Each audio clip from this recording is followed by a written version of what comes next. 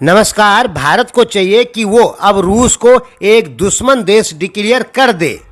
दोस्तों, भारत और मैं पिछले 30 साल 50 साल से रूस को अपना एक सच्चा मित्र मानते आए हैं, लेकिन इस बार रूस ने इतना ज़्यादा गलत काम किया है चीन के दबाव में आके कि अब रूस को दुश्मन देश डिक्लेयर कर ही देना चाहिए, क्योंकि इस बार रूस G20 की मीटिंग में नहीं आया।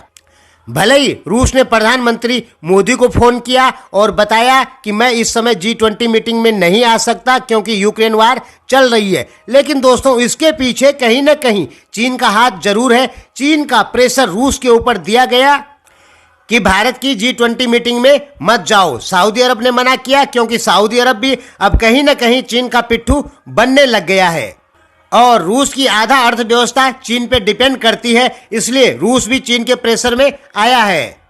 ज्यादा न कह के इतना कह सकते हैं कि आज चीन इतना सक्षम हो चुका है कि वो रूस पर प्रेशर बना सकता है, क्योंकि रूस के विरोध में सारे अमेरिकी देश और यूरोपीय देश चल रहे हैं।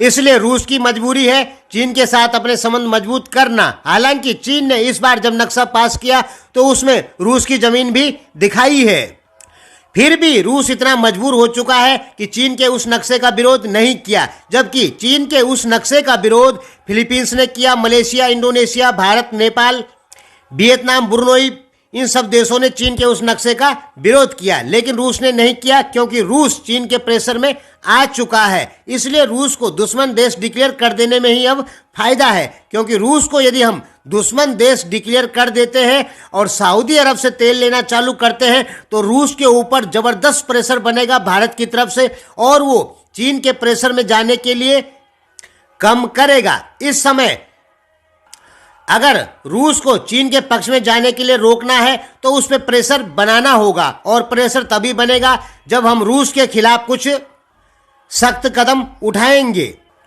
चीन रूस से तेल खरीदता है, लेकिन भारत भी उतना ही तेल रूस से खरीद रहा है जितना कि चीन खरीदता है। आप फाइनल ये समझ लीजिए कि रूस कहीं ना कहीं चीन के प्रेशर में आ चुका है। रूस जो केवल $2 ट्रिलियन की इकोनॉमी है, उसे तो चीन के प्रेशर में आना ही है एक न एक दिन। आप स्वयं सोचें कि व्लादिवोस्तोक को इस बार चीन ने अपने नक्शे में दिखाया, रूस का बहुत सारा भूभाग चीन ने अपने नक्शे में दिखाया, लेकिन चीन ने इसका विरोध नहीं किया। हाँ, माफ कीजिए, रूस ने इसका विरोध नहीं किया। हाँ, रूस की कुछ मीडिया ने इसका विरोध जरूर किया, लेकिन पुतिन ने इसका विरोध नहीं किया। चीन तो चाहता ही है कि भारत आगे ना बढ़े, और G20 की अध्यक्षता इस बार जो भारत ने ली है, इससे चीन और पाकिस्तान बहुत ज्यादा गुस्से में हैं, क्योंकि भारत का बढ़ता हुआ रुतबा उन्हें पसंद नहीं है।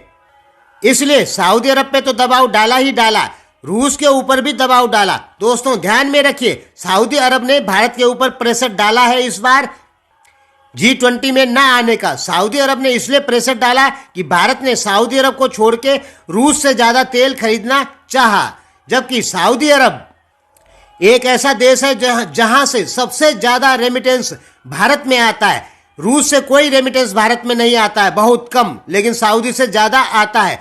तो रूस के लिए भारत ने सऊदी को नाराज किया, इसलिए सऊदी भी भारत को सबक सिखाने के लिए G20 में नहीं आ रहा है। भारत ने बिल्कुल गलत किया, रूस से तेल खरीदना ही नहीं चाहिए था, उससे रूस प्रेशर में आता। क्या फायदा हुआ मोदी की गलत नीतियां? रूस से तेल खरीदना चालू किया, मान सकता हूं कि कई $बिलियन फायदा हुआ, लेकिन कई $बिलियन नुकसान भी हुआ कि जो सऊदी अरब से रेमिटेंस आना कम हुआ।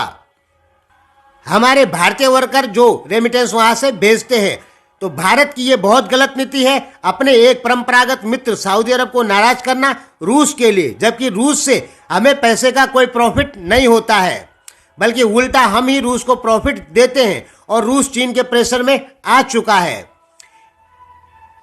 भारत यदि रूस से तेल नहीं खरीदता तो सऊदी अरब इस मीटिंग में जरूर आता, लेकिन सऊदी अरब भारत पे नाराज है कि भारत सारा का सारा तेल रूस से क्यों खरीद रहा है, सऊदी अरब से क्यों नहीं खरीद। रूस को यदि हम दुश्मन देश डिक्लेयर कर देते हैं, हालांकि डायरेक्ट इंटरनेशनल पॉलिटिक्स में ऐसा नहीं किया जा सकता, लेकिन कोई बयान हमारी तरफ से जारी किया जाए जो कि रूस के खिलाफ हो, तो इससे रूस के ऊपर प्रेशर बढ़ेगा और वो चीन की तरफ जाना कम करेगा। और भारत का मुख्य मकसद होना चाहिए कि रूस को चीन की तरफ ना जाने दिया जाए। धन्यवाद।